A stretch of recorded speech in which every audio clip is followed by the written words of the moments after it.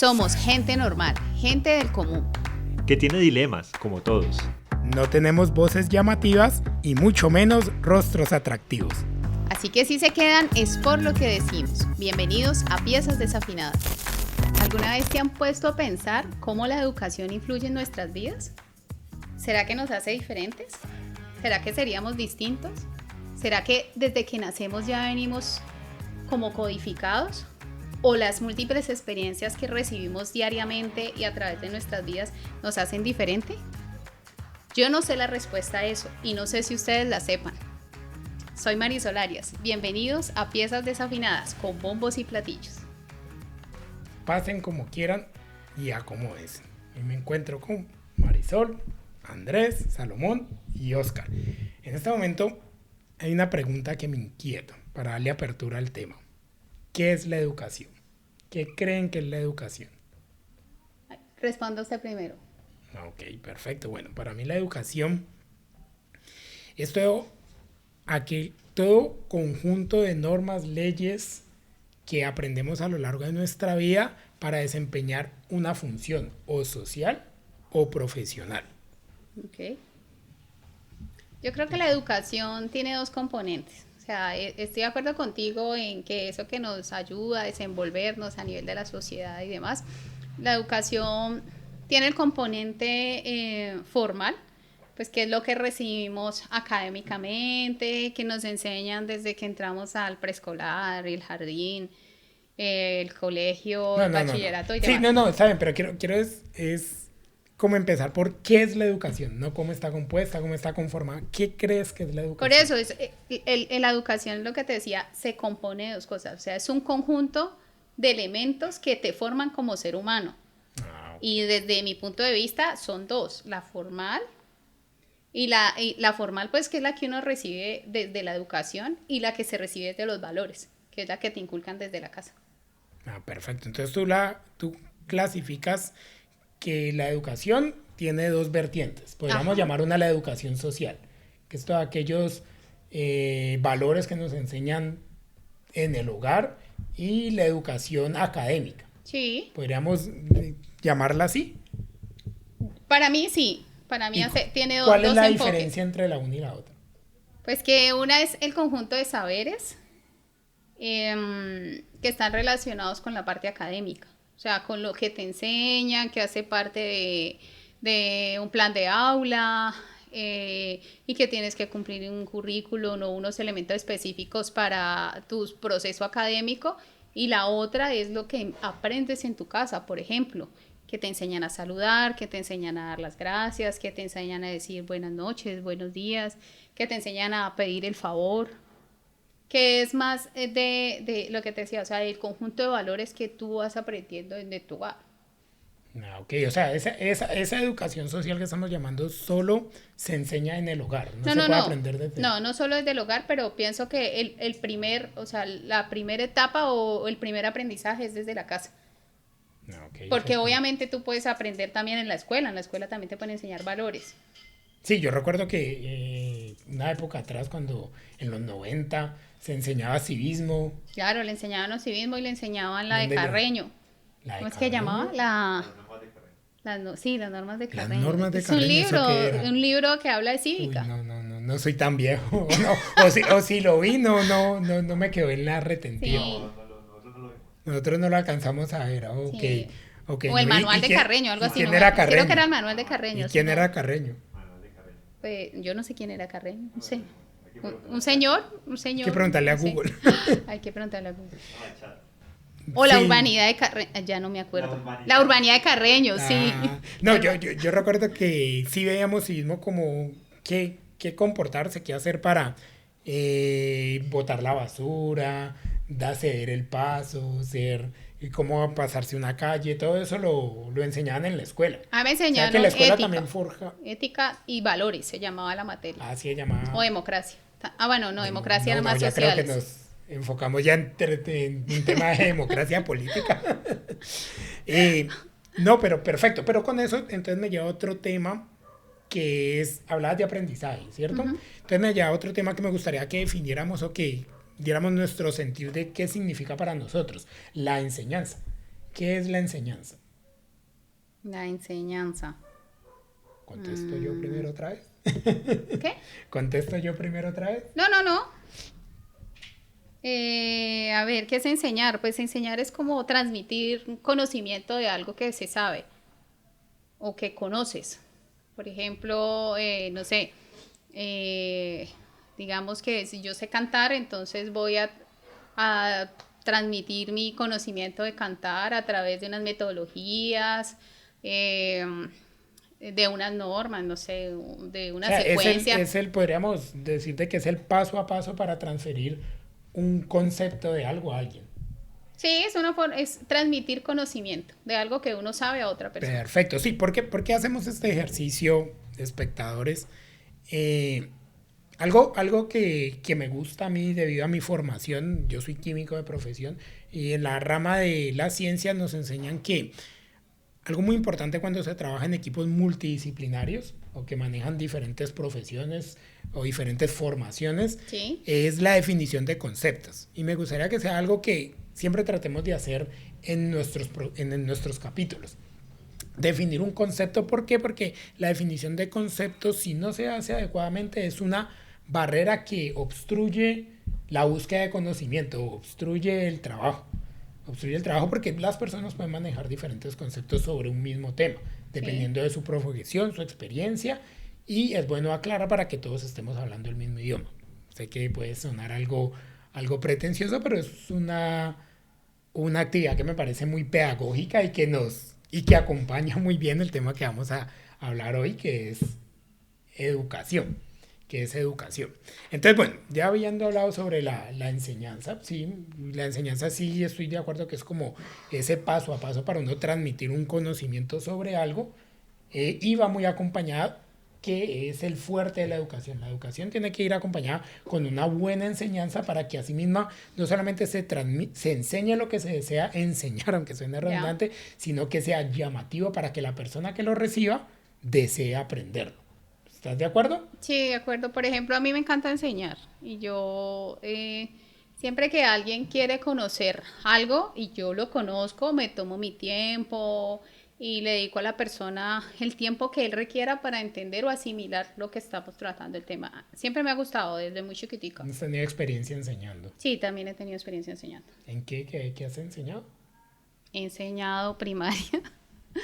En serio, me río, pero es verdad. O sea, enseñé primaria, no, y de hecho en uno de los capítulos que habíamos hablado lo comenté, que cuando entré a la universidad, pues los prejuicios de mis compañeros al darse cuenta de que yo enseñaba por la forma en que vestía. Me gusta enseñar y ahorita, por ejemplo, en donde trabajo, nos toca estar capacitando todo el tiempo a las personas en el tema de prevención de riesgos y en los temas que manejamos, pues buscando siempre que ellos amplíen su conocimiento y trabajar pues como el tema de la cultura de seguridad. Entonces me gusta mucho eso. Interesante, o sea que tenemos a alguien que tiene algo de experiencia con este tema de la Sí, de educación. hecho tengo bastante experiencia en el tema de enseñar. Ah, no, genial, o sea que esto va a ir como la sea.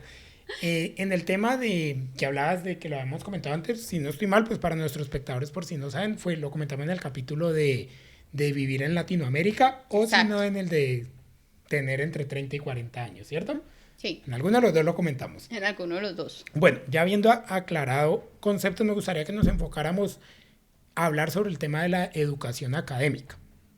Para los que no sepan, somos de Colombia y la educación aquí en Colombia pues está orientada en, como lo habías dicho desde el principio, desde el preescolar, primaria, secundaria, bachillerato, profesional y ya, o universidad y los posgrados. Y los posgrados. Entonces, bueno, también hay carreras técnicas, sí. Eso, perdón. Técnica y tecnológica. Técnica, tecnológica. Entonces, y profesional. Para volver a recapitular es preescolar, primaria, sí, educación secundaria, técnica, tecnológica, no estoy muy claro seguro que aquí en Colombia le llaman la media que es hasta noveno y después ya el bachiller que sale usted no, de entonces 11. ayúdame con eso para hacer la claro, porque muchos, aquí uno se gradúa, en noveno usted ya se gradúa de la media académica. Pero entonces, ¿cómo sería? Preescolar, después va la primaria, sí, la media pues académica y terminas el bachillerato en 11 En algunos colegios en Colombia está hasta el año 12, que ya es bachillerato internacional, sí, para hacer, para seguir estudiando en otros países, ¿no? Eso se da mucho en los colegios pues, de extractos un poco más altos, eso no se da a nivel de los extractos bajos. Sí, ¿en cuál? Por las Panamericanas, me olvidó el nombre. No conozco. ¿Y un colegio público? Bueno, no conocía la verdad de que hubiera un colegio público. Lo hizo más en privados y en extractos pues un poco más altos, entre 4 y 5. Pero chévere ese dato, valdría la pena hacer la validación porque no lo conozco. Y después ya vienen las carreras técnicas, las tecnológicas, profesional y ya pues los posgrados. Todo lo que es como más especializado. En eso me quería enfocar. ¿Cómo se enseñan estos conocimientos? Tradicionalmente en Colombia existen muchos tipos de enseñanzas y hay dos que se implementan mucho. Si me llego a equivocar, no sé si la malla académica actualmente esté cambiando, pero es, hasta donde conozco, es el tradicional y el conductista. El tradicional es un tipo de enseñanza en el cual todos los vivimos, el profesor habla, los alumnos escuchan. Sí. Y el conductista es aquel en donde se le enseña un conocimiento a la persona, se le repite constantemente para que aprenda y luego se le evalúa sobre ese conocimiento. Esos son los dos más utilizados en Colombia. ¿Conocen algún otro tipo de enseñanza? Creo que hay una enseñanza diferente que la de Montessori, ¿cierto? Que está más enfocada, se llama IB. El liceo departamental, qué bien. Entonces, ¿el nombre del colegio cuál es? Liceo departamental se llama el colegio, que tiene perfecto. Educación hasta el año 12. Interesante. Por ejemplo, el Montessori tiene una enseñanza diferente, ¿cierto? Pero bueno, un paréntesis ahorita. Tener educación hasta el año 12, ¿para qué el año 12? Se llama bachillerato internacional porque en otros países, al menos en Estados Unidos, no sé si a nivel de Europa también, creo que en Europa también. Bueno, en otros países como Europa y Estados Unidos tienen un año más antes de pasar a la universidad. Entonces, si tú quieres ir a estudiar afuera, terminas ese año para poder entrar a una universidad en el extranjero. O sea, es un preuniversitario. Interesante. Entonces, examen y aprobarlo con unos estándares. Sí, hay unos estándares que se piden internacionales. Interesante. Entonces, volviendo a retomar lo de los tipos de enseñanzas, ¿conoces algún tipo de enseñanza? Decías del Montessori. Sí, es una educación que está enfocada a respetar el desarrollo del niño, o sea, no a forzar. Por ejemplo, si tú vas, digamos, están todos los niños en primero, entonces estás viendo las vocales. Entonces no se centran en cada estudiante para mirar su desarrollo, sino que terminan el tema, siguen otro tema. En este caso no. Van estimulando el niño a medida que vaya adoptando su desarrollo y su forma de aprendizaje, porque todos no aprendemos de la misma manera y al mismo tiempo. Es un ritmo. Proceso más personalizado. Exacto. Digamos lo que es más pero ¿cómo personalizado. garantiza que todos terminen primero? ¿O no hay fechas límites para cumplir? No se trata de eso, por eso decía que una y ese metodología método está así. basado, bueno, uno siempre ha escuchado que el mejor método de enseñanza viene de Finlandia, si no me equivoco. ¿Está basado, de dónde viene esa ideología? De una pedagoga. María Montessori. Y ella es de Una italiana. Ok, perfecto. O sea, podemos hacer un podcast enteramente hablando de pedagogía Montessori. Sería interesante conocer qué la motivó a... Claro, unos niños que estaban echados a su suerte. Entonces ella planteó toda una metodología, un esquema que va desde la primaria. Pues desafortunadamente murió y no planteó una educación para los jóvenes y los jóvenes. Una media. Sí, un modelo. Para los jóvenes. Sí, no hizo el procedimiento como tal. Ajá. No cumple el proceso de enseñanza. ¿Cómo transmito este conocimiento a la gente? Sí, hay toda una metodología establecida para la educación básica. Pero ya lo montaron después los que... No, ella lo dejó. Ella lo desarrolló y hay unos materiales y todo se basa en unos materiales hechos por ella misma porque ella no solamente era para... qué pena, es que había entendido que no había dejado. No, sí, y ella empezó a trabajar con niños pobres y con niños discapacitados. Exacto. Después de la guerra. Y una de las cosas más contradictorias es que el modelo Montessori se enfocó en inicio en una educación de gran calidad, con esos componentes que hemos descrito, de acceso a mucho público, o sea, masivo. Una de las contradicciones de la modernidad es que el Montessori es un modelo exclusivo. Sí. De escuelas de élite y de poco acceso por lo costosas que son. Entonces, esa es una de las contradicciones de la creadora Sí, porque ella empezó con niños pobres. Exacto. Y lo que es ahora el Montessori. Que claro que para acceder a un colegio Montessori que se base pues en toda la metodología. Pero yo creo que ese valor de exclusividad que elevó el valor de su enseñanza es debido a que ese método de enseñanza o esa pedagogía escapa del estándar. Sí. Entonces, al ser uno que está fuera de la norma, entonces adquiere un valor y por eso, pues no diré que se aprovechó el capitalismo para cobrarlo más. Sí, se aprovechó. Okay, no, además capitalismo porque, genial, gracias capitalismo. no, además porque para poder, o sea, para que sea más personalizado, tú no puedes darle una clase a 50 niños, tienes que tener 10. Sí, si no, no te va a dar el tiempo para que ir a un poder ritmo brindar, totalmente distinto. No, y no te va a dar, o sea, no te va a dar el tiempo para poder mirar la evolución de cada uno. Me parece genial que hayamos hablado de ese método de enseñanza alternativo, porque la pregunta que les quería hacer era, ¿ustedes están de acuerdo en sus experiencias educativas que han tenido o que tienen actualmente? ¿Están de acuerdo con el método de enseñanza que comenté previamente, el tradicional, el conductista? ¿Les sirvió, les funcionó? ¿Consideran que tiene mucho margen de mejora, que es el adecuado para ustedes, o tuvieron dificultades de aprendizaje debido a este modelo? Yo creo que venimos con un sistema educativo atrasado, porque deberíamos adaptarnos como no sé si a la modernidad, pero sí al momento histórico. Por ejemplo, hoy en día nos siguen enseñando lo mismo que nos enseñaban hace 50, 60 años. ¿Pero a qué te refieres con eso? Por ejemplo, en temas de historia, nos vienen contando lo mismo, los libros vienen siendo casi los mismos, el plan de aula es muy parecido. Entonces, no sé si en todos los colegios, pero por ejemplo, a nivel de las experiencias que conozco, es igual. Entonces, yo, desde mi experiencia, muchas de las cosas que me enseñaron en el colegio, pues uno ni las usa, o sea, no, pues eran para rellenar cuadernos, la verdad es que sí. O sea, el método de enseñanza no fue efectivo para dejarte como un conocimiento que trascendiera el tiempo. No, además lo aprendiste por el momento, lo utilizaste para pasar y luego no, ya... y que uno estudiaba, muchas veces uno le tocaba estudiar era para hacer el examen, porque si no ganabas el examen, pues no ganabas el año. Entonces se vuelve súper mecánico, o sea, no aprendes porque hay una pasión más allá del aprendizaje, sino porque tienes que cumplir un requisito y tienes que pasarlo. Entonces, yo lanzaría una frase como para resumir lo que dice Mario, y es que los colegios de hoy son los colegios del pasado. Sí, los mismos. Sí, es como el sentir. Es como Exacto. el sentir. Me gustaría que de pronto entráramos un poquito más en detalle a que pudieran ampliar sus experiencias académicas. ¿Cómo fue tu primaria? Yo recuerdo que tuve una profesora hasta quinto y ella nos daba todas las materias.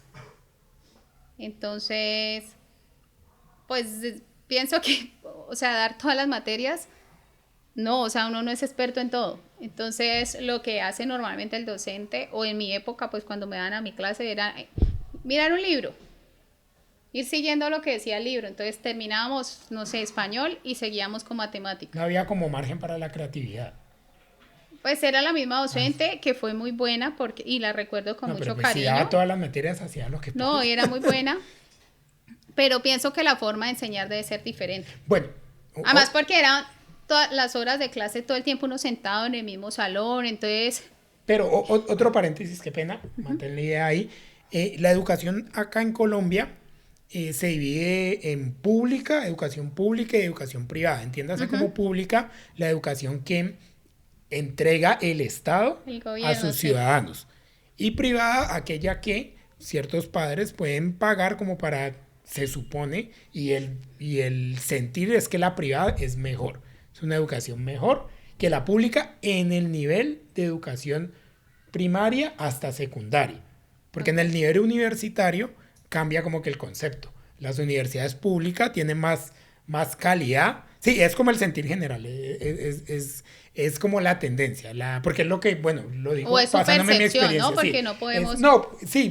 Bueno, no solo mi percepción, pero sí de pronto el círculo que me rodeo, porque entonces ya a la educación superior, que es universidad, maestría, posgrado, ya la educación pública pasa a tener una calidad más mejor que las privadas, porque ya se dice, es que si usted viene de universidad privada es que usted está pagando por su título.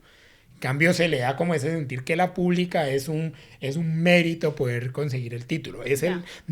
Repito, no es la realidad. Pues los datos muestran otra cosa. Digamos que hoy en día las universidades privadas, en nuestros rankings que generan pues, en las universidades privadas en Colombia, está más tranquila. Exactamente, Sí, ya sí, la que es lo realidad. que yo- Pero era el sentir de mi época. Bueno, y para mí todavía es ese sentir. Yo tengo en mi mente que la pública es mejor. No sé si es el pensamiento correcto, pero así es como No, se y sí, maneja en Colombia. pero si tú vas, por ejemplo, a buscar trabajo y lo dije en otro podcast, creo que era el de los 30 a 40, creo. Ah, no, vivir en Latinoamérica, creo, ya no me acuerdo.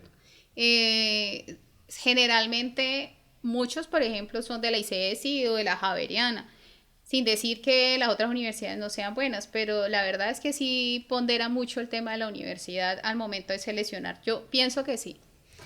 Perfecto, pero no, quiero que nos debíamos hacer un paréntesis como para, volvemos al tema de me gusta estandarizar Pero conceptos, para que estemos hablando el mismo idioma. Ahorita sí, retomando lo que decía, bueno, digo esto para hacerte la pregunta, ¿eras no, de yo estaba terminando. colegio privado o No, público? gracias por la aclaración. No, yo estudié en un colegio público, la primaria, hasta quinto. Era una escuelita hermana del Camacho. Em, me iba bien, pero siempre en las boletas o de hecho tengo por ahí una libreta todavía de segundo. Siempre me Qué buen colocaban. recuerdo con los rayones en la parte de atrás del Eres número de muy los buena amigos. estudiante, pero debes mejorar. Tus cuadernos son muy desorganizados. No, realmente no he cambiado con eso. Todavía siguen siendo desorganizados. Pero era la misma docente. Fue la misma docente para todo el colegio. Hasta quinto. Hasta quinto. Tenía bastante carga laboral. Eso, bueno, yo Y soy eso de- pasa también en los pueblos, ¿no? En los pueblos es la misma profesora. Claro. Pero porque- son la misma profesora y todos los estudiantes en el mismo salón. Bueno, en algunas escuelas. Son de todos los años en el mismo salón de primero a quinto. ¿Por qué creen que pasa eso? Que en los pueblos, digo que es porque el brazo del Estado no alcanza a cobijar Sí, yo ciertas creo que es un veredas y tema de pueblos. recursos, ¿no? También Sí. de cómo se invierten los recursos. La educación se centra Y más cómo como se en las priorizan ciudades más más a nivel grandes. de la ciudad, pienso yo también. Desafortunadamente, Sí. porque muchos talentos increíbles salen de Sí, pueblos, claro, claro. de veredas. Pero bueno, si algo lo hablamos más adelante. Entonces, bueno, dije bueno 2 veces. Tu educación primaria fue hasta quinto ahí. ¿Luego qué sucedió? ¿Seguiste en ese Después, mismo colegio o cambiaste? no, ya entré a otro colegio a hacer el bachillerato. ¿Seguías siendo público? No, ese sí era privado. Ah, ok. Pero entonces ya en privado, pues igual no éramos ya muchos estudiantes en el salón. Entonces tuve la diferencia, porque en el público normalmente, y tengo amigos que son docentes, con 40 estudiantes que son docentes nombrados por el Estado, 40 45 estudiantes, mientras que en un colegio público privado, perdón, son 20 25 a veces hasta menos, ¿no? Cuando es más personalizado. Entonces, puedes dedicarte de manera diferente, ¿no? Aún así Puedes es bastante gente. Un grupo Sí. de 25. Ahora imagínate 45 en un Sí, salón, claro. más todos los problemas sociales que están ahí alrededor relacionados, entonces sí se complejiza más el tema de la enseñanza. Y así fue hasta 11. No, a mí me tocó terminar 10º y 11 acelerado. ¿Qué es un acelerado para nosotros? Ah, bueno, acelerado es que estudias medio año, en medio año haces un año. Ah, ok. O sea, le meten el turbo. Sí, y de hecho lo contaba yo, o sea, es porque en la casa pues se decía estudie, pero pues no había cómo pagar. Ah, por eso Entonces, te tocó hacer un sí. acelerado. Ok, por Sí. un tema económico. Sí, un monetario. tema económico. Y ya después entré a Univalle, entré a estudiar a Univalle, que creo que ha sido una de las experiencias más lindas de mi vida, una excelente universidad. Y Ahí hiciste tu profesional. sí, ahí terminé en la carrera. Después estudié en el Camacho, entonces tuve la diferencia de estudiar en una universidad pública o una universidad privada. La diferencia es bastante grande y el nivel de exigencia también. Y puede ser que no solo a nivel de pronto del plan académico, del plan de aula o el programa académico, sino a nivel de estudiantes. O sea, la diferencia es abismal. Por ejemplo, cuando yo estudié en Univalle, la mayoría de nosotros trabajábamos. Yo creo que el 80% trabajábamos y los demás eran unos más jóvenes que los papás les pagaban la universidad. Pero en el Camacho, el nivel de exigencia de ellos era diferente. Muchos también trabajaban, otros eran más jovencitos. Pero te tocó una condición que que suele ser demasiado romantizada en estos países, que es trabajar y estudiar. Sí, Que claro. es manejar dos cargas que mentalmente es desgastante. No, pero por ejemplo, yo recuerdo que uno era, o sea, uno la luchaba y estudiaba y se esforzaba. Yo me acostaba tardísimo repasando cosas para exámenes o temas que tocaba tratar, y los profesores eran súper rígidos en muchas cosas y eran súper exigentes y eran muy buenos. Y ya cuando entré a la otra universidad, yo veía a mis compañeros, por ejemplo, haciendo presentaciones en PowerPoint, leyendo la presentación como si estuviera uno en quinto de primaria, o sea, no. Entonces el nivel de exigencia era distinto, o sea, para mí no tenía presentación uno pararse a leer una diapositiva llena de textos, pararse a leer el texto que está en la, o sea, yo decía, no sé, pues ya venía como con un nivel Sí, claro, ya de tenías exigencia y ya tenía un bagaje una a nivel disciplina de... distinta. No, y ya tenía un bagaje a nivel de trabajo, entonces, y el nivel de exigencia en Univalle había sido muy alto, entonces tenía unos estándares más altos, y cuando llegué acá y yo veía a mis compañeros, pues me da rabia, yo decía, no puede ser, o sea, ni siquiera se esfuerzan.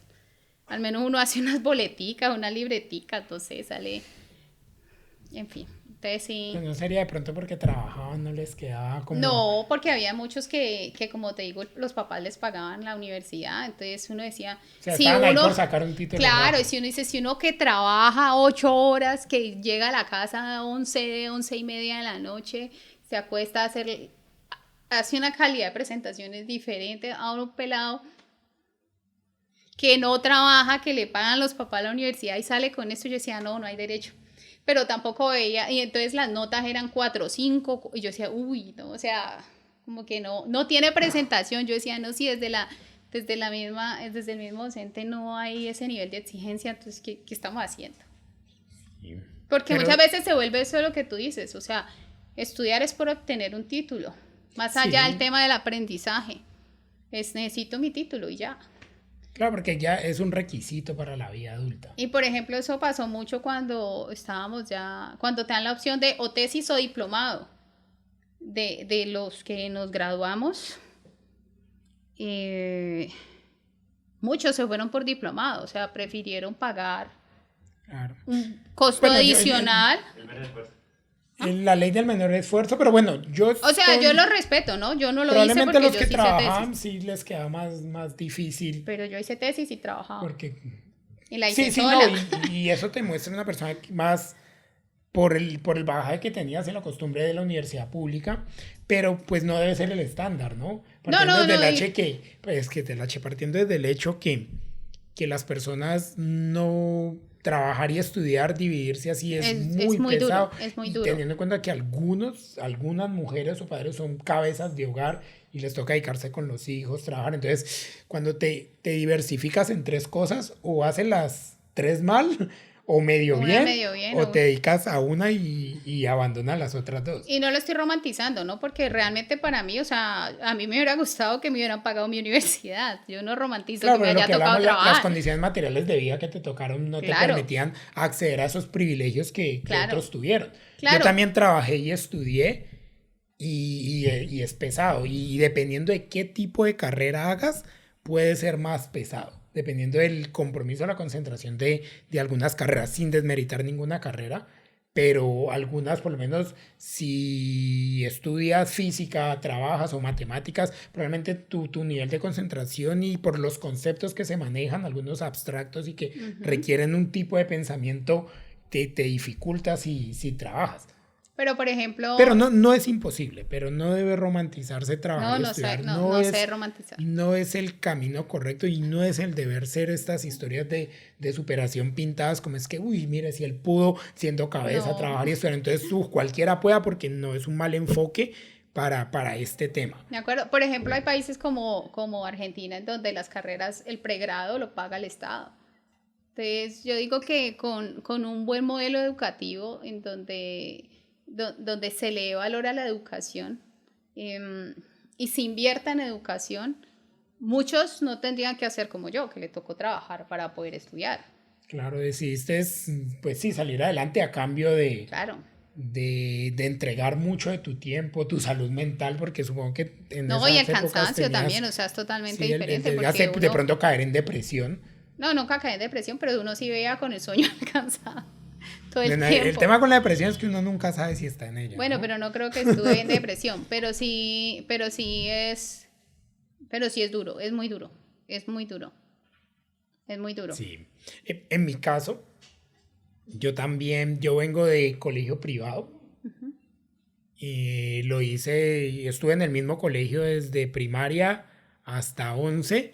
El tema educativo siempre me gustó. Le agradezco a diferentes profesores que tuve, en particular uno de español, Edgar Fernández, que en paz descanse. Me motivó mucho por su forma de enseñar, el amor que le tenía a los libros y cómo los presentaba, a pesar de que sí es muy cierto que hoy en día enseñan con los mismos libros que enseñaban hace 10, 15 años atrás, no los actualizan a libros que de pronto a la juventud de ahora les puedan interesar más que leerse el Lobo Estepario de que es un excelente libro, pero de pronto para acceder a él ya se requiere tener un bagaje de literatura para verlo con mejores ojos y no verlo como un compromiso. Agradezco mucho a él porque me gustó mucho la enseñanza. Otro profesor que valoro mucho y le mando un gran saludo si algún día este capítulo llega a ojos de él, Diego Bonilla, un profesor de biología que más allá de lo que enseñaba, era la forma como hablaba, como lo decía, se sentía esa pasión, esa energía. No me quiero centrar tanto en qué decía, sino cómo lo decía, esa energía, cómo transmitía el conocimiento. Me pareció, creo que fueron dos pilares importantes para mí, para que hasta la fecha me guste mucho la educación y la enseñanza, y le dedico minutos de mi vida a pensar la enseñanza, un gran proyecto de vida que tengo y le he compartido a algunos amigos actualmente, es cómo uno hace para enseñarle a alguien que esté equivocado.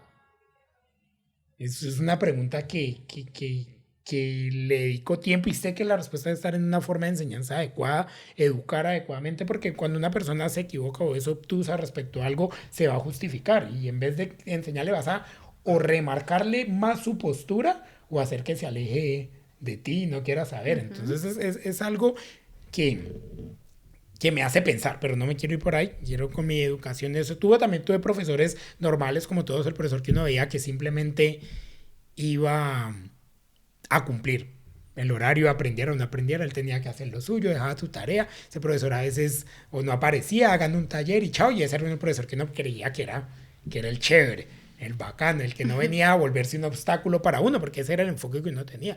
La enseñanza o la educación que uno veía en esa época, la educación que uno veía era un obstáculo para los gustos reales de uno. Uno creía que no, mi vida no es esto que estamos viendo aquí, sino llegar a la casa a verme los Power Rangers, a verme Dragon Ball Z, y no le daba valor a eso. Entonces el profesor que le dejaba tareas a uno, que lo motivaba a que uno de pronto se metiera más de lleno en lo que estaban estudiando, a ser el profesor Cansón. Ese era, y el que era muy estricto, no, ese es el Cuchilla. Y sí, también tuve eso. Había un profesor que fue muy difícil, que fue el que nos enseñó matemáticas en una época. Le teníamos un apodo, pues como a todos los profesores, no lo voy a decir aquí para no incentivar la burla a los profesores. No, sí, pero hay que respetar a los docentes. Sí, hay que respetar, porque es una labor profesión muy difícil, y todos en algún momento de nuestras vidas somos docentes de alguien. No, de una forma u otra. Y que es una labor de vocación, ¿no? Yo también tuve unos docentes buenos y y valiosos para mi vida. Eso es muy importante lo que acabas de decir. Con el tiempo aprendí que muchos profesores no son de vocación. Hacen porque les toca, porque era en lo que había trabajo, y eso se ve reflejado en el tipo de estudiante de enseñanza. Sí, en el tipo de enseñanza y el tipo de estudiante que forma. Un profesor, muchos estudiantes, no, es que hay que aprender eso para pasar el tema. Entonces yo aprendí, lo aprendí mucho más adelante. En la primaria tuve eso, me gustó la educación y ganaba aprobación si me iba bien. De mis papás aprendí de que si yo sacaba buenas notas, entonces tenía atención. Y tuve un enfoque equivocado sobre la educación, de que había que irle bien, no por el hecho de que yo quiero adquirir un conocimiento nuevo, sino por el hecho que yo quiero tener una nota buena para que me premien. Para que no haya juguete. Para que, bueno, sí, para que no haya, para que no nos castigaran, juguete y nos dieran juguete venteado.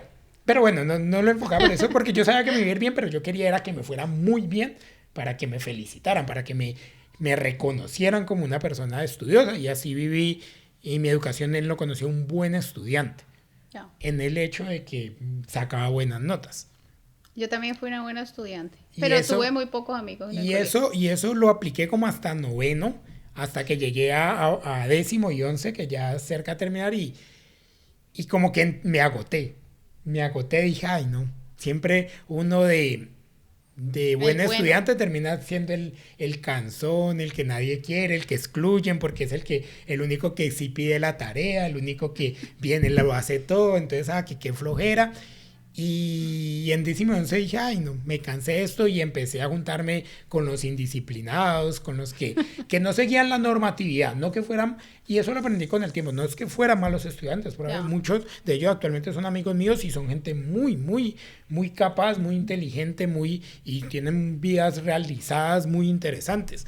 Pero en esa época pues eran los catalogados como los indisciplinados porque estaban en contra del estándar. Inclusive nosotros tuvimos un compañero, una historia así, que nos motivó, nos incentivó a todos a que en el colegio se hacían votaciones por un personero. El personero era la persona que prometía a los salones que iba a cumplir como el presidente unas cosas del así colegio. y tenía ciertos privilegios, iba a reuniones, podía ir a la sala de profesores entonces se postulaban personas que tenían de pronto la vocación o la intención de que esto me da privilegios que a los demás no. Y este compañero que les digo nos motivó a todos debido a que las propuestas de los personeros eran muy realizables. Bueno, en esa época uno no lo sabía. Unos prometían poner piscina, otros prometían diferentes comidas gratis. Una piscina del colegio. Y entonces nos motivó a todos. Y una piscina del colegio, y que nos decían que nos podíamos tirar del segundo piso a la piscina y todos nos fue, puchica. Y uno lo cree. Este compañero nos motivó a que votáramos en blanco todo el salón. Fue un experimento, bueno, ahora lo veo como un experimento muy interesante porque todos votamos en blanco. ¿Y qué hizo la autoridad o la directiva? Buscar quién había sido el incitador, exponerlo a los demás y castigarlo para que nadie más volviera a seguir su ejemplo. Eso me recuerda al libro de José Saramago. Exactamente, hay un libro de José Saramago que se llama Ensayos sobre la ceguera. No, sí, ese es el de la ceguera. No, el primero es el de la ceguera. No, Ensayos sobre la lucidez, donde cuál es una lucidez, población. Sí. Este mismo experimento se extrapola a toda una ciudad. Una ciudad. Y como el Estado, ante esta iniciativa, lo que hace es buscar al culpable, exponerlo y castigarlo en público para que nadie más cometa nuevamente esa. Pero no se cuestionan, y es el ejercicio que me queda ahora, no se cuestionaron qué había de malo en el sistema para que alguien se motivara a que todos votáramos en blanco. O sea, la autoridad, en pro de no perder su status quo, prefiere perpetuar un mal sistema. Podría yo sacar esa conclusión. Es que ahí viene la pregunta. ¿Qué pasa en nuestro sistema educativo? O sea, ¿es tan bueno? O sea, realmente... Sí. Tenemos un buen sistema educativo. Y ahí estamos formando buenos profesionales. Ahí va la siguiente pregunta. Bueno, luego, pero termino la historia. Entonces, la historia ya ahí terminé mi bachillerato y tuve un primer golpe de realidad. Bueno, ¿yo qué voy a hacer con mi vida? ¿A qué me voy a dedicar? Yo tenía mucho miedo porque que a ti te vaya bien en las clases no quiere decir que sepas qué vas a hacer. A mí me iba bien porque yo seguía persiguiendo este ideal de que quería llamar la atención, quería ser reconocido por los demás, por mis padres, pero no sabía yo qué quería dedicarme. Y recuerdo mucho que yo estudié química y había hablado con una profesora de química, a mí me iba bien en química. Y recuerdo que un día hablando con ella yo vi que estaba en un tema alcanos, alquenos, y me sorprendía mucho ver cómo ella hacía para aprenderse el nombre de todo eso. Y yo, venga, ¿usted cómo se aprende eso? ¿cómo? Y ella me dijo, no, pues si usted quiere saber, estudie química. Profesora Yasmín, un gran saludo. Es esa frase, o sea, me pegué de algo, estaba tan perdido en qué quería hacer con mi vida, que me pegué de esa frase para tomar una decisión de, bueno, voy a ser químico porque me llamó la atención, fue lo único que se me ocurrió en el momento y me encaminé por eso. Me encaminé por eso y terminé mi carrera profesional por diferentes baches de vida. Di vueltas, perdí oportunidades, pero lo que quiero dejar es que ya en mi educación superior yo fui becado parte de mi carrera por mis notas, nuevamente se repetía, me iba bien, pero no encontraba el sentido de, bueno, yo estoy estudiando esto, ¿por qué? ¿Para qué me sirve? ¿Por qué yo qué voy a hacer con este conocimiento? Yo estoy aprendiendo estos términos, pero y viví así casi hasta acabar la carrera y terminé y no me le tocó hacer las aplicación. prácticas. No le encontré una aplicación, no le encontré una utilidad de por qué. Pues sí, solo me iba bien, eso era lo que me motivaba, pero hasta que cuando me tocó hacer prácticas profesionales, que es un requisito que tengo que hacer en varias carreras cuando ya vas a acabar, tuve la oportunidad de conocer una persona que era químico formado, muy bueno para mi opinión, y esa persona vivía la química en todo momento. En todo momento, todo lo que hacía lo explicaba con química. Todo lo que... Y me gustó tanto lo que decía, como lo decía, que le empecé a encontrar sentido. Y dije, esto es química. Así es que todos estos conceptos que veía aislado, así es que se aplican, así es que se usa ahí. Ahí, en ese punto, imagínate todo el camino. Hasta que fui a terminar, pude darle ese sentido. Salo, ¿ibas a decir algo? Bien, pues. Vos has establecido una línea de tiempo cronológica también, Mari, acerca de su experiencia, creo que ya la acabaste, ¿cierto? Sí. Bueno, particularmente vos has hecho énfasis en una cosa de los perfiles de la educación que quisiera que ustedes ahondaran un poco más, y es el profesor, porque toda tu conversación, toda tu intervención ha estado trazada por un buen profesor que te motivó, otro que te llevó por un camino y otro que te puso los temas de una manera que te volvió a ti. Entonces quisiera que hablara un poco más del profesor y el profesor en la formación. Muy bien, la enseñanza. Y aquí entra la definición de la enseñanza. ¿Cómo se transmite ese conocimiento? Empieza tú, Marisol. Mira que yo digo que una forma de enseñar es el ejemplo. Y creo que es la más valiosa. Porque muchas veces tú puedes decir muchas cosas, pero estás reflejando algo totalmente diferente a lo que está saliendo de tu boca. Y eso pasa mucho con los hijos, ¿no? O sea, la historia típica que hijo, no fumes, y el papá da la vuelta y no fumes, pero yo fumo. No mientas, pero vino alguien a buscarme, dile que no estoy. Entonces, el ejemplo. O sea, el ejemplo importa muchísimo porque como dicen por allá, uno ve el reflejo de lo que la persona está diciendo. Entonces, yo también tuve profesores muy valiosos y que uno les veía realmente como esa vocación, que es lo que yo te explicaba ahora. Pero, por ejemplo, en mi caso... Que vivían su profesión. Sí, que les gustaba y lo apasionaban. Pero yo no tengo presente que por ejemplo, la elección de mi carrera profesional haya sido orientada por un profesor, sino más por mi vocación de servicio. A mí siempre me ha gustado servir, o sea, el trabajo con la gente, el tratar de ayudar el dolor de otros. Sí, pues me habías comentado en un momento que charlábamos que quería era doctora. Sí, cuando estaba pequeña siempre quise estudiar medicina. A medida que crecí me di cuenta que era muy costoso, entonces no podía estudiar medicina.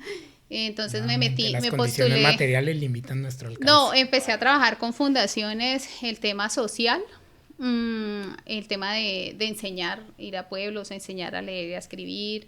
¿Estas partes de protestas? Sí, pero ese no es de otro podcast. Hice protestas con cabezas de toros en las plazas. Bueno, hice muchas cosas. En contra de la En contra de las corridas de toros, sí. Sí, realmente amo mucho los animales. Entonces me metí a trabajo social, no pasé, quedé en el puesto 70 y daban como 50 cupos. No me volví a postular, pero sí quedé muy triste. Pero después entré a estudiar ecología. Entonces, en prácticas de la universidad hacíamos trabajo íbamos a las comunidades, entonces todo eso me ha llenado y finalmente terminé salud ocupacional y trabajo en pro de la prevención de los accidentes y las enfermedades laborales. Entonces siento que todo mi camino está enfocado en eso, en ese tema del servicio, en estar conectado con la gente. Eso es algo que me apasiona mucho, que realmente lo hago por amor, no por tanto por cuánto gano, pero igual pues sí necesito ganar, porque si no tengo dinero pues tampoco cómo me voy a mantener. Pero más que el tema del dinero es porque realmente amo lo que hago, me gusta poder sentarme con alguien y en juntos mirar cómo es la mejor manera de hacer un trabajo. Me encanta hacer una evaluación de una sustancia química y decirle a la persona, de esta manera te vas a proteger, o sea, todo ese tipo de cosas. Pero no siento que haya estado orientada por un docente sin desconocer la labor de los docentes. De hecho, mi hermano, él es licenciado en filosofía, y es muy buen profesor. Sí, es muy buen profesor. O sea, es excelente en lo que hace y tiene una vocación enorme y ama su trabajo. Y tengo muchos amigos, como les decía, que son docentes, entonces sí he visto reflejado es eso, o sea, la pasión de mis amigos, como enseñan, porque más allá de cuánto ganan, porque realmente hay muchos docentes que no ganan muy bien, por eso les digo que es por vocación, porque nuestro sistema educativo no es el mejor y hay que replantearse la forma en cómo deberíamos seguir enseñando los años que vengan para las generaciones que van a salir, porque aquí nos enseñan para trabajar. Sí, claro, no enseñan. Ahí vendría la pregunta de ¿por qué existe la escuela? De por sí la escuela es una, bueno, es que a nosotros es un adoctrinamiento que viene desde la época industrial para forjar los futuros trabajadores. Es que a nosotros nos forman, si uno se pone a evaluar, nos forman para trabajar. Pero retomando, discúlpame, Marisol, retomando la pregunta que ha hecho Salomón, la importancia del profesor en la educación, para mí es muy elevada. El profesor es la puerta de entrada para ser un excelente profesional y ser también una excelente persona. Estoy muy de acuerdo con lo que tú dices. Estoy muy de acuerdo con lo que tú dices. El ejemplo enseña mucho y ese es el problema. Ese es un gran problema de nuestro sistema educativo. Muchos profesores no lo hacen por vocación, ya lo habíamos dicho, lo hacen porque toca y no enseñan los conocimientos adecuadamente. Tal vez, me apresuro a decirlo, porque no los entienden. Muchos no entienden. Sí, dale, Salomón. Hay una frase que quiero articular entre lo que está diciendo para que la vean también, que retomé de otro lado. Un sistema educativo es tan bueno como el techo o la capacidad de los profesores. Sí, claro, porque el sistema educativo a la larga, la malla académica es un papel que se monta, dicen esto, y el profesor es aquel que le da vida a eso. ¿Cómo lo hago? Entra la vocación, la creatividad, sus métodos de enseñanza de hacerlo. Por eso, recapitulo, muchos profesores no entienden los conceptos que enseñan, o de pronto no les dan la importancia. Por lo menos a uno le enseñan, un gran ejemplo de esto, ¿no? A uno en el colegio le enseñan, ¿para qué sirve derivar? Integrar, le enseñan. Derivar es esto. Usted sabe que cuando vaya a derivar en multiplicación es así, cuando vaya a integrar es el área bajo la curva. ¿Qué significa eso? ¿Cuál es realmente la aplicación real de estos conceptos? No se aterriza como el aprendizaje. Exactamente, y muchas personas dicen, no, es que yo para qué aprendo eso si eso no lo utiliza. ¿Cómo no lo va a utilizar? Si muchas de las matemáticas que lo utilizamos constantemente en nuestras vidas, por lo menos las ingenierías, constantemente, algo muy para todos, un tema muy general para todos, las finanzas. Las finanzas, aprender a entender cómo yo manejo mis ingresos y manejo las salidas es parte de una muy buena formación académica en amar las matemáticas. Las personas que dicen, no, es que yo para la matemática no soy bueno. No, la matemática es un pilar fundamental de nuestra vida social que tenemos construida, como lo es el arte, la literatura, y debemos amarlas, debemos entenderlas. ¿Pero por qué no las amamos? Porque muchos profesores no nos las explicaron con el amor que correspondía, no nos las enseñaron, no nos las desfragmentaron de tal forma que las entendiéramos completamente. Solo las veíamos como un obstáculo a cumplir para obtener un 5. Veíamos la matemática como un medio para llegar al fin, que era la buena nota. Y no, las matemáticas en sí deben verse como el fin que hay que alcanzar. Dale, pero mira que yo difiero un poco de lo que tú estás diciendo, y es en el sentido de que puede ser que algunos docentes lo hagan por lo que le toque, como tú dices. Pero es que muchos de los docentes se tienen que ceñir es al plan de aula. Entonces, por ejemplo, tú tienes que cumplir con unos temas que tienes que desarrollar en el año.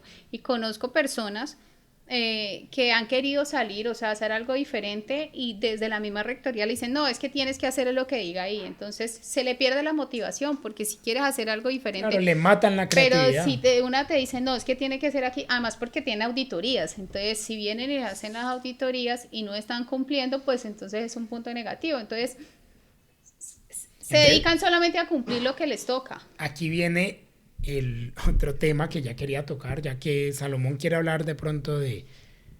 Muy bien, ya venía el otro tema, que es la función del Estado en la educación.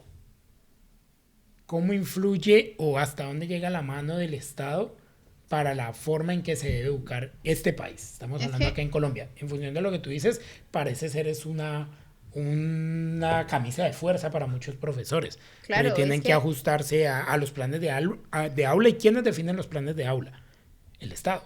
Sí, y también el Ministerio de Educación.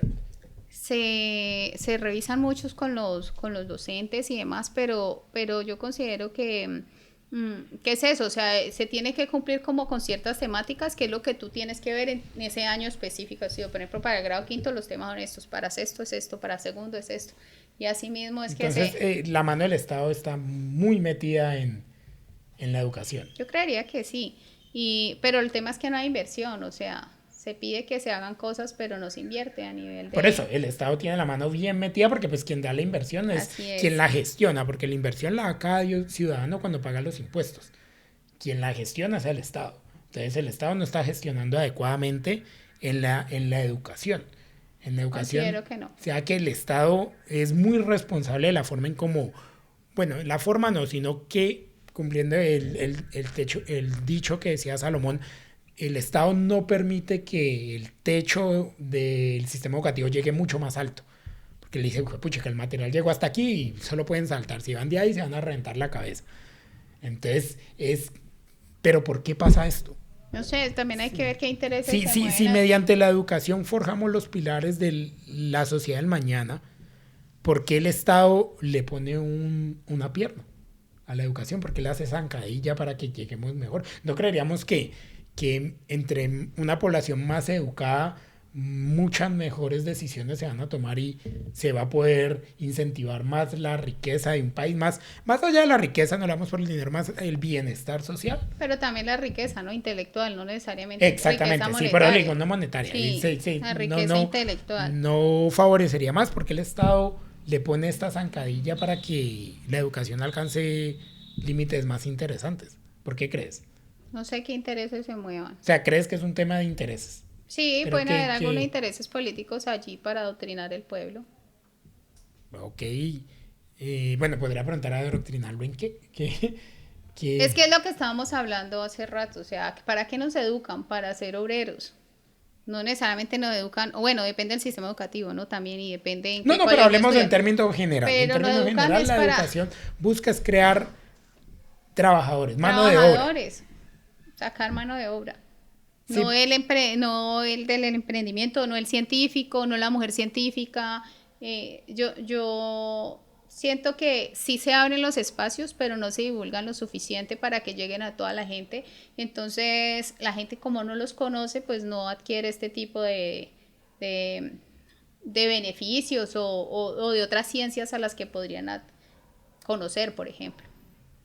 Por ejemplo, te cuento un evento. Nosotros estuvimos en un evento de Javier Santolaya. Eso fue el año pasado, este año. No, fue el año pasado. Fue el año pasado, sí. Y Javier no Santolaya estaba tan lleno como uno esperaría. Es un divulgador científico que tiene una forma de enseñanza muy, muy, muy interesante. Muy interesante. Tiene una forma de enseñar la ciencia como uno dice, para dummies, para que todos la conozcan de una manera sencilla. Y no estaba tan lleno como uno esperaba, porque este tipo de eventos no se le da tanta divulgación. O sea, pero el Estado sí está haciendo algo. En este momento, yo creo que sí, pero de pronto no lo divulga o no hace lo suficiente. Falta la labor de la comunicación Puede ser. hacia el público. El tema de... En un artículo, leía en un artículo que mayor educación no es sinónimo de mayor riqueza monetaria, pero mayor riqueza monetaria sí es sinónimo de mayor educación. Ya. ¿Qué quiere decir esto? Que entre más riqueza tenga una persona, más poder adquisitivo tenga una persona, se puede permitir más educación. Pero que tú estudies más no quiere decir que vayas a adquirir, te vaya a tener más poder adquisitivo. De por sí el artículo es muy interesante porque habla que en 30 años el nivel educativo de la población ha aumentado casi un 90%. Quiere decir que en la actualidad más personas tienen más oportunidades de estudiar, pero el poder adquisitivo de las personas en esos 30 años no ha aumentado casi nada. O sea, tenemos gente más educada, pero igual Pero de las pobre. oportunidades no... Igual de pobre. Y además también hay mucha competencia, porque entre haya más gente educada va a haber más competencia para ciertos Pero en puestos. cambio, la gente que tiene mayor poder adquisitivo y ha estudiado ha aumentado sus niveles de riqueza por encima del 100%. Es algo muy interesante para pensar porque pues muchas veces que le dicen a uno, estudie para que sea alguien en la vida, estudie para que tenga, pero los estudios están demostrando que no. Que estudiar, ¿por qué creen que es eso? ¿Por qué creen que a pesar de que hoy en día más gente hay más profesional, más académicos allá afuera, ¿por qué no ganan más? Sí, yo creo que los modelos de negocio han cambiado mucho. Si tú ves, hoy en día hay mucha gente que gana dinero sin ni siquiera haber estudiado. Porque la forma de entretener o la forma de vender su producto es diferente. No necesita haber estudiado. Entonces capta a un público con unos intereses distintos y eso es lo que está vendiendo. Entonces que sinceramente no deberíamos estudiar en esta época actual. No, para mí sí, para mí. Pero lo que pasa es que mucha gente, no va a decir dinero fácil, pero ha conseguido dinero sin necesidad de hacerlo. Entonces, ¿qué mensaje le está dando quiénes ven a estas personas? Los niños, los jóvenes que están en proceso de formación. Entonces, ¿qué les llega a su cabeza? Que no necesitan esforzarse lo suficiente para obtener dinero, pero ven a su papá trabajando todo el día o casi no lo ven en la semana porque está muleando y llega tarde. Y los fines de semana también trabaja. Entonces, ¿cuál sería su codificación? ¿Trabajo mucho? O tienen un familiar que haya estudiado una carrera y lleva años buscando trabajo y no ha podido conseguirlo, pero ven otro referente afuera que sin estudiar, haciendo, no sé, monerías o cosas, tiene mucho más dinero que cualquiera. Claro, ¿verdad? Y eso va con un investigador senior dedicado a ayudar a contribuir, digamos, a la vacuna contra lo que pasó en la pandemia, gana mucho menos de lo que gana, un ejemplo, una persona dedicada a subir videos en YouTube. Gana mucho menos, pero eso ya tiene que ver es con el valor. Por eso el valor de las cosas ha cambiado totalmente y es lo que te decía. Pero entonces lleva a pensarme, si todos estudiáramos y nos profesionalizáramos, ¿serviría algo que un país tenga 1 millón de doctores? ¿Tenga la mayor población, sean ingenieros? ¿Qué ocurriría con esos cargos que no requieren un nivel de estudio? Por ejemplo. ¿Ya? Por lo menos mano de obra como una persona que trabaja en una maquila. La maquila, la construcción. No, para mí la construcción sí requiere mucho estudio, pero bueno, digamos que aquí en Colombia no. La construcción aquí en Colombia como mano de obra. Como la mano de obra, sí, el que ayuda a revolver el cemento, el que mueve los ladrillos, se aprende por que experiencia. Son tipos de profesiones que se aprenden por experiencia. ¿Sí? Son empíricas. ¿Qué ocurriría en un sistema en donde se motiva a todos a estudiar, pero se perderían esos trabajos? Me imagino que tiene que haber un equilibrio. Yo creo que el mensaje para mí es que uno no debe estudiar o meterse en el tema de la educación en búsqueda de un reconocimiento monetario, sino más bien como una búsqueda muy, muy personal de una realización de la existencia.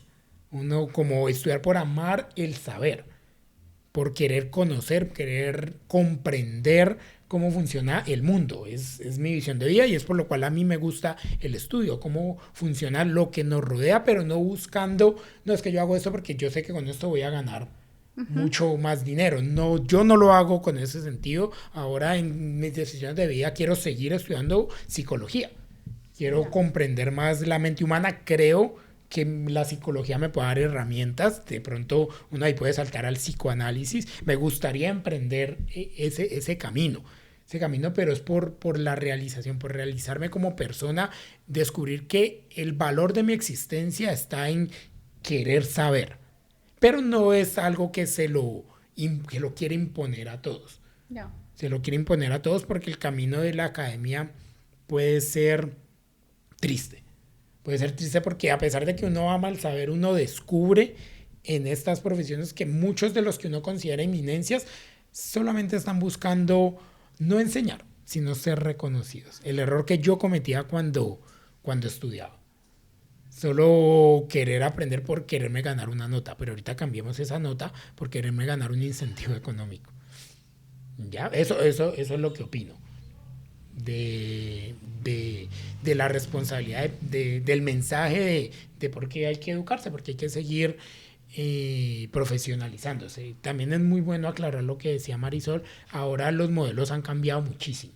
Ya el internet ha permitido que si tienes una personalidad autodidacta puedas adquirir mucho conocimiento de muchas cosas, probablemente en menos tiempo que ir a una universidad. No, y hoy en día hay muchas opciones de aprender, no necesariamente desde un aula académica. O sea, hay infinidad de cursos, infinidad de personas que te enseñan la parte artística, muchas cosas que puedes aprender desde demasiados videos internet. tutoriales. Exacto. Que te enseñan. Hay muchos tutoriales que sin ser experto te puedes volver incluso experto en los temas solamente viéndolo y no tienes que ir necesariamente a un aula de clase, sin decir que no sea importante, ¿no? Sino que son formas de aprendizaje diferentes. ¿Cómo se llama la película que ganó el Oscar este 2021? Todo al mismo tiempo a todas partes. Hay un meme que dice que todos los efectos especiales de esa película. Sí, es una historia increíble. Sí, no, pues referencia, ¿no? Primero los que la dirigieron, lo que se dice es que lo aprendieron mediante tutoriales de YouTube. Sí. Y que las ediciones de video lo hicieron mediante videollamadas de Zoom. Y es increíble. Imagínate. ¿Han visto la película? Y la película es espectacular. La película y tiene un mensaje genial sobre el sentido de la vida. Para mí pues maneja el tema de Albert Camus del sinsentido. Pero bueno, no entraremos en detalle. Sí, claro, es un gran ejemplo. Muchas gracias, Salomón. Es un gran ejemplo. Que hoy en día puedes aprender de muchas maneras. Hay muchas formas. ¿Cuál es el límite? Tú mismo. Uno mismo, ya depende de ti. Si tú no quieres hacerlo, pues eso nadie es va a obligarte. Muy bacano de los tiempos que corren. Porque antes para acceder al conocimiento tenías que ser parte de una élite, llegar hasta un nivel, pertenecer a un círculo para que te pudieran prestar cierto libro. Ahora no, ahora el internet ha permite muchas que la información cosas. Esté ahí. Obtener títulos académicos. Esté ahí, y nosotros, por lo menos nosotros, un youtuber español, creo, Jaime Altozano, que habla de música, o sea, la forma como ese hombre habla de música es increíble. Es increíble la pasión, el amor y el entendimiento que tiene por ejemplo, la música. Yo pagué un curso de piano y sin uno saber nada a la semana, yo desde el primer día ya empiezas a sacar sonidos. Es increíble porque enseña de una manera sin desprestigiar sencilla. La academia que amo. Sí es cierto que muchas mallas académicas a nivel de universidad tienen ciertas materias que tal vez no te contribuyen a la formación profesional que estás buscando. Yo creo que hay que reinventarse porque tenemos mucha oportunidad. ¿Por qué no se actualizará el sistema educativo? ¿Será que es muy difícil? No sé. ¿No hay plata para eso, solo para la guerra? No hay... Porque hay ideas, ya hemos visto de que hay muchos tipos de enseñanza que deberían hacerse más masivos. No, y que se pueden traer de afuera, ¿no? Adaptadas a la cultura, adaptadas a nuestras formas de aprendizaje, a nuestro medio, todo lo que tenemos, pero se pueden traer, se pueden extrapolar aquí. De forma resumida, ¿qué te parece la educación colombiana? Yo creo que la educación colombiana tiene muchas oportunidades, y también considero que es un tema muy, muy de la persona, de hasta dónde tú quieres llegar y con quién quieres quedarte. Porque si nos quedamos solamente con lo que nos están enseñando y nos conformamos solo con eso, pues es respetable. Pero es, ¿a dónde quieres llegar tú? Muy bien, y a esta ecuación que estamos aquí formando, hablando de educación, enseñanza, metámosle metámosle una variable de espectadores más interesante, la cultura. Hagamos el ejercicio que sugerí. ¿Qué es la cultura? ¿Qué es la cultura para ti, Marisol? La cultura es como el conjunto de conocimientos, de saberes que se transmiten de generación en generación y que son muy particulares y muy de ¿cómo te digo? Son muy diferentes dependiendo del pueblo, dependiendo del país, porque está relacionado con todo, por ejemplo, con el medio ambiente, con el clima, con la alimentación, con la religión, entonces no en todos lados va a ser igual. Conectando Conectando. el tema de la cultura con la educación, ¿existe una relación? ¿Las culturas determinan la educación o la educación determina las culturas? A ver, pienso. Pues mira, en la etimología de la palabra como tal, cultura, viene de cultivo, de culto, de cultivar. Entonces, considero que sí se pueden cultivar las culturas. O sea, cultivar a nivel de educación, ¿no? De La educación agregarle puede ser una ayuda para la cultura. Pero no necesariamente la cultura tiene que ser escolarizada, ¿no? Porque, por ejemplo, lo que te decía ahorita, el tema de cómo transmites los conocimientos ancestrales, de cómo un padre le enseña a un hijo, no sé, a hacer el marján blanco o a hacer los tamales. Eso es parte de su cultura, sí, claro. La forma de enseñanza, o sea que la cultura determina cómo se enseña algo, cómo se transmite el conocimiento dependiendo del lugar donde Yo no se creo está que lo enseñando. determine, yo creo que es, como te decía, O eso, ayuda. o sea, esos saberes o esos conocimientos que se van transmitiendo. ¿Ya? ¿Sí me hago entender? No sé. Sí, claro. Pero entonces, bueno, tú decías que ayuda a la cultura, pero entonces ¿existen culturas malas, culturas buenas? No, yo no creo que existan ni culturas buenas ni malas. Simplemente existen diferentes culturas que están relacionadas, como te decía, pero también pienso que están relacionadas entre sí. Por ejemplo, muchas de las cosas que nosotros tenemos necesariamente no fueron nuestras, vienen de afuera, porque recuerda que nosotros fuimos descubiertos. Entonces, probablemente muchas de las cosas que hacemos ahora venían de España. Entonces, no necesariamente eran nuestras. Porque nuestro era, por ejemplo, nuestros ancestros, los indígenas. Entonces, muchas de esas cosas pueden haberse perdido en la colonización y demás. La apropiación cultural. Exacto. La apropiación cultural. Pero la cultura no es una entidad, no es algo que se mantenga constante en el tiempo. Yo creo que evoluciona, cambia. muta, se Yo creo fusiona. que evoluciona. Pero entonces, ¿cómo llegamos a eso que se llama identidad cultural?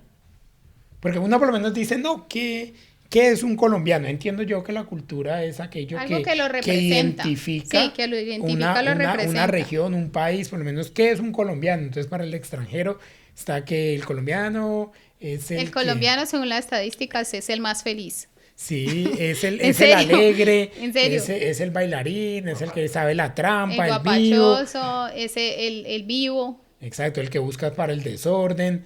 Esa es nuestra identidad cultural. O la cultura de pronto se limita no solamente a las regiones o países, sino también a las ciudades. También. Y también podría ser a las personas. También. Cada persona puede tener su propia cultura. Excelente pregunta. Sí, pues me parece también una pregunta bastante... Pero sí, podría decirse, porque tú eres un núcleo familiar. Por ejemplo, la tú formación... como individuo. Sí, como individuo. La formación que yo recibí no es la misma tuya. Y por ejemplo, yo tengo compañeros de trabajo y es algo que para mí es terrible, o sea, desde el simple hecho de que no saludes. Eso ya es un tema de cultura. Microculturas, podríamos decir. Podríamos llamarlo microculturas. Sí. En un entorno más general se forman microculturas. Por lo menos algo que yo escuchaba era, no, es que es normal que que el caleño llegue tarde. No, Y no hay yo que no llego normalizar. tarde, Yo entonces no no llego soy tarde. caleño. Tengo una amiga muy caleña que siempre llega tarde. Yo no llego tarde. Ok, cariño, baile mucho. Eso, o que el O que caleño todos es... los caleños bailan. Pero, O son salseros, rumberos.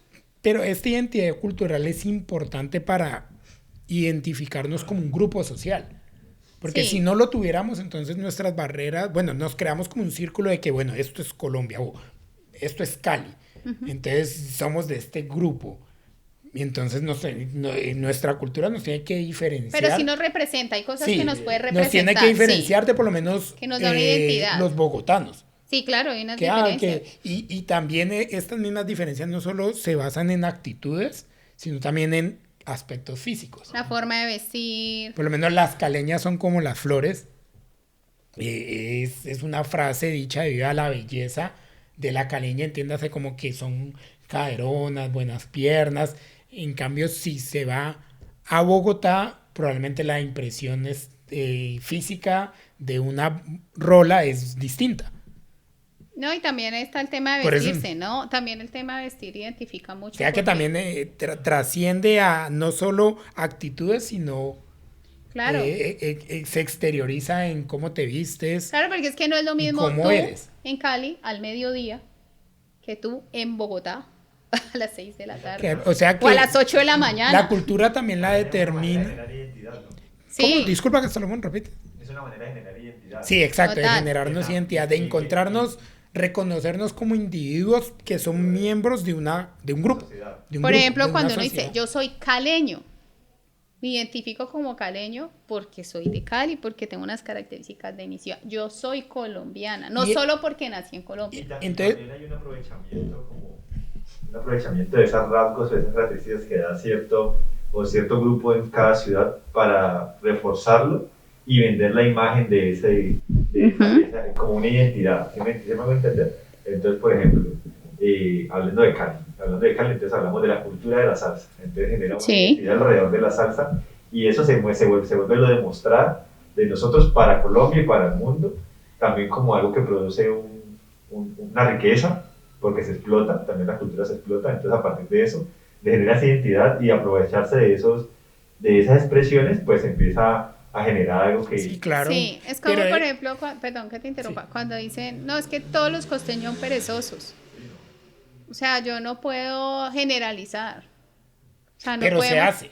Se hace para tratar de encontrar de que cada Pero está costeño mal. se identifique en el Pero grupo está al mal, que pertenece. pero está mal, Está mal porque también se habla, o sea, porque- yo digo que también se aprovecha como por parte Sí. para identificar y generar esos estándares que identifican a esas personas. o estereotipos también, esos estereotipos, yo no puedo hacer eso. Entonces la televisión se aprovecha de eso, el cine Lo se monetizan. aprovecha de eso, Claro, muchas así cosas nos que perfilan. dejar. Nos perfilan para decir, bueno, ya sabemos que los caleños, para venderles algo, usemos estos colores. Además, por ejemplo, tú ves, por ejemplo, las novelas y en las novelas muestran al caleño, mira, ve, oís.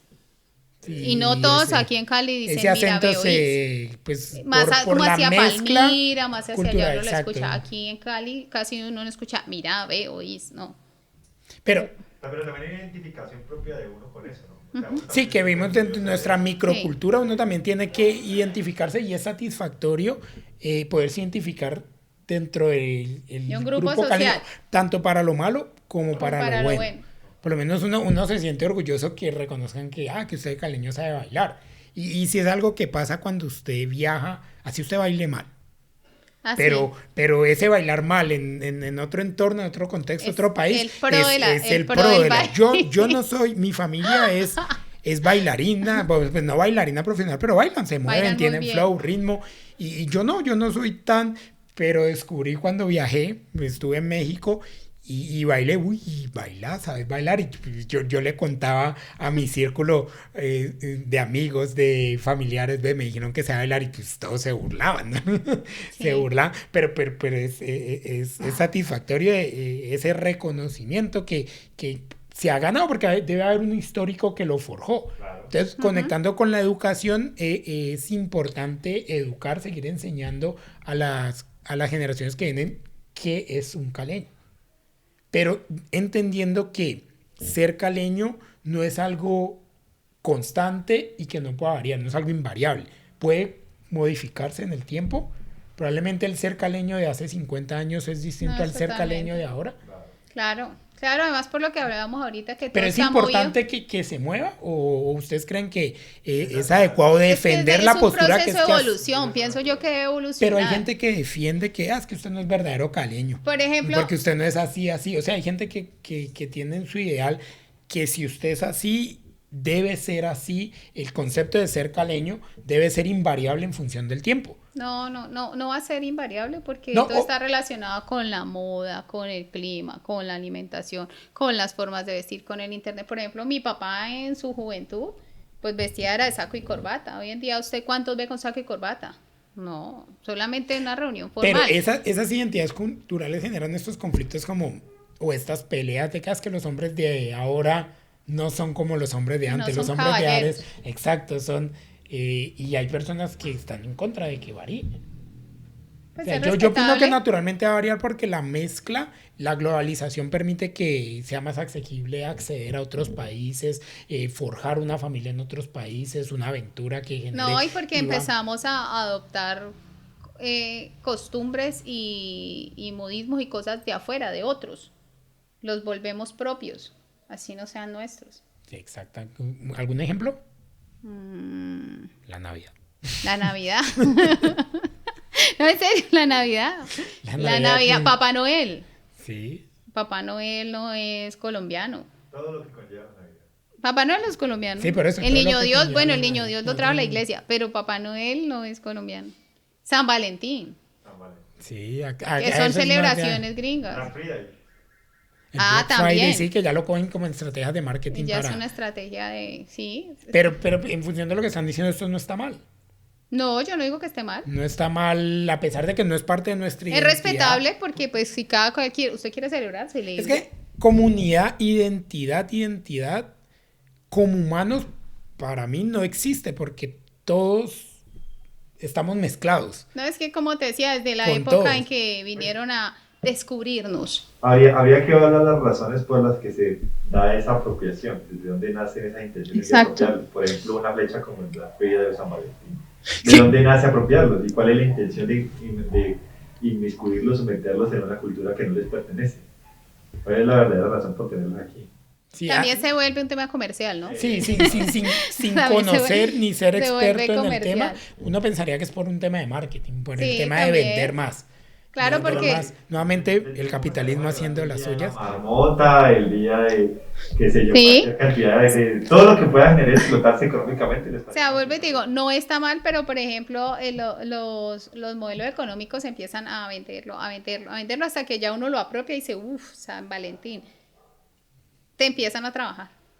Pero pues es parte normal, por lo menos el tema con la gastronomía. Pasemos a la gastronomía colombiana. La gastronomía, ¿qué es la gastronomía culturalmente? La gastronomía colombiana, el sancocho. No, depende de la región. Depende, no, pero en términos generales. Ya, el sancocho, los frijoles, los tamales, el cuy, las empanadas. Pues sí, pan porque de usted, bono. usted dijo que no sea de uno Sí, solo. sí, en El general. pan de bono, el pan de yuca, el chontaduro, la lulada, el salpicón. Y todo, uno podría empezar a investigar, bueno, ¿todo eso viene realmente de Colombia?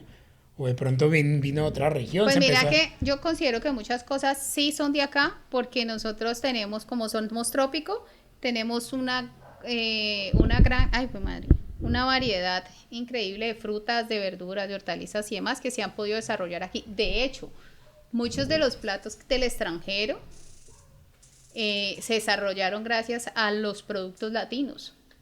Por ejemplo, la pizza. Uno de sus ingredientes principales, que es el tomate, es latino.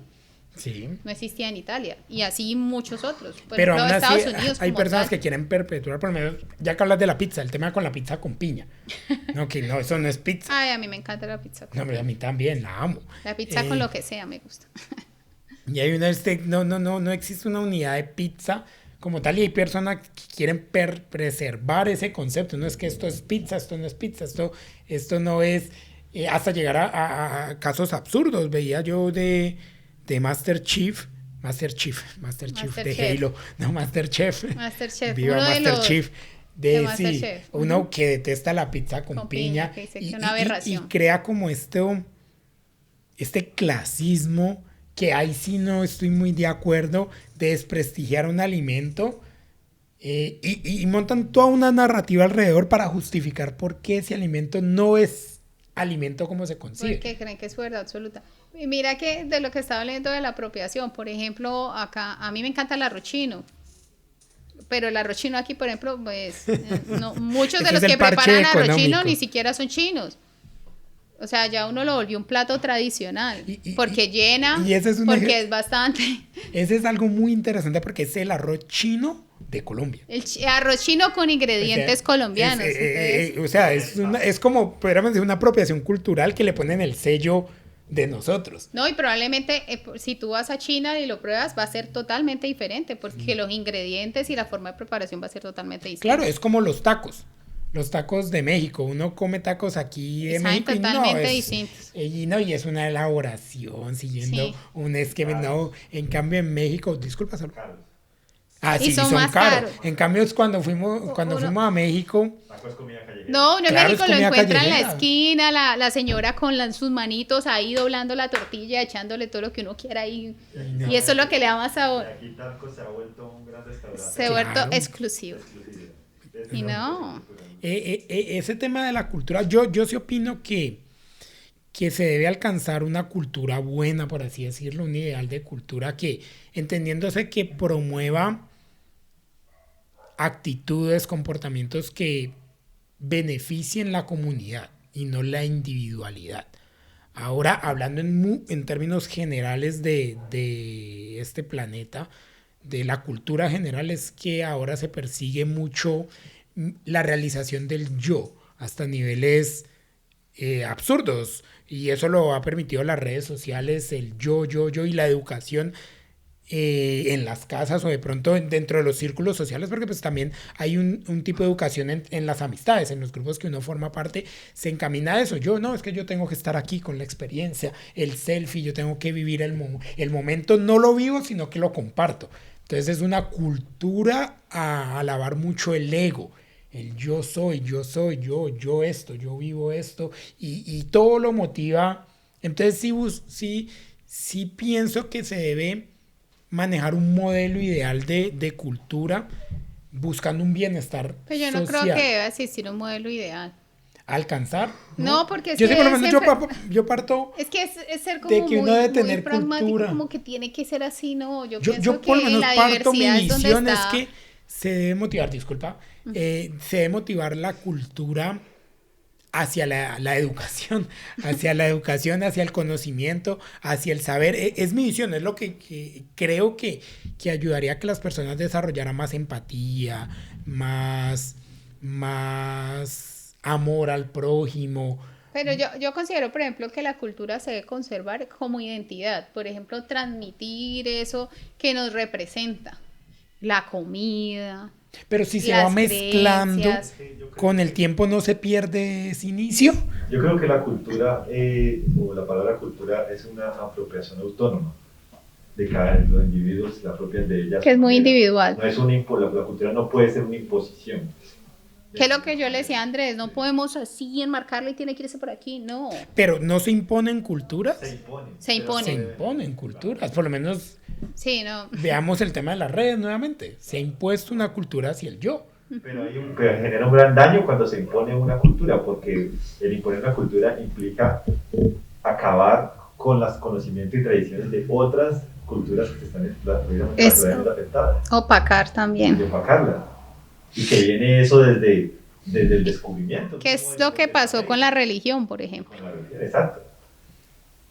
Y Sí. el descubrimiento. Y el Llegar a descubrimiento. imponer una cultura o unas tradiciones religiosas por encima de lo que ya había aquí o se conocía aquí. Como Vinieron a adoctrinarnos. adoctrinamiento, exacto. Ujú. O sea que hay que dejar que cada quien, o sea, hay que darle más libertad a las personas para que encuentren su realización cultural. Que yo creo que es eso, es un libre desarrollo también, ¿no? Bueno, lo que podemos estar de acuerdo es que es un tema complejo. Yo sí, viva la imposición cultural hacia el conocimiento, no mentira. No, yo no considero que se va a imponer, pero sí transmitir y conservar la identidad, algo que te caracterice como pueblo, por ejemplo. No, ok, por lo menos hay un escritor, si me quedo con el nombre, discúlpeme, se llama Richard Dawson. Lo tenía ahorita en la punta de la... que escribió un libro que se llama El gen egoísta. Él dice que la medida... sí, Richard, el gen egoísta, y me corriges el nombre. Sí. Él dice que la medida, creo que esa es la atribuible, esta definición que voy a dar, la medida cultural de una sociedad está catalogado por el meme. Entiéndase el meme como todo aquello que hacemos como sociedad que se transmite. Por lo menos que usted aplauda cuando alguien hace algo que merece un reconocimiento, es un meme cultural que pasa de generación en generación. Que usted se pare para saludar es otro meme. No, ahora tenemos el tema de los memes, como esas imágenes que se ponen de algún extracto de una película. Eso también es meme como tal, porque es parte de nuestra transmisión cultural. Richard Dawkins. Dawkins. Sí, la palabra no somos tan duchos para el inglés. Eso se entendía como memes, es nuestra unidad de medida para transmitir nuestra cultura a los demás, es un término que se le llama meme, que ahora se utiliza mucho más que antes, o sea, es más consciente de este término porque se le ha atribuido algo que hacemos todos, en los grupos de WhatsApp, en el Facebook, Twitter, compartir memes, y es parte de cómo, lo que tú hablabas, transmitir esa cultura de sociedad en sociedad. Hay un videojuego que se toma muy en serio este tema y para mí fue adelantado de su época, Metal Gear Rising. Habla sobre los memes, pero bueno, eso era como lo quería decir en términos generales. Ya como para cerrar, vamos habiendo a despedirnos recorrido elegantemente. Sí, ¿cómo? No sé. Pues ya después de o sea, habiendo ya recorrido este camino que fue, espero que no haya sido muy largo y aburrido para ustedes, espectadores, esperamos que compartir nuestra experiencia les haya servido, habiendo definido conceptos, habiendo en búsqueda del conocimiento, compartir experiencias, tanto de educación, cultura, aprendizaje. Ojalá hayan descubierto algo que contribuya a sus vidas. Uh-huh. Y se hayan divertido. Que se hayan divertido, sí, igual estos espacios son para eso, para divertirnos, como les hemos venido diciendo. No somos expertos en todo, no lo sabemos todo, pero no pretendemos saberlo todo. Y probablemente si en muchas cosas nos equivocamos, perdónenos. Como les decíamos, no somos expertos, queremos este espacio de aprendizaje, y no siendo más, nos despedimos hasta un próximo episodio. Que tengan, hasta luego, que tengan un buen momento en el que sea que se encuentren. Gracias. Chao.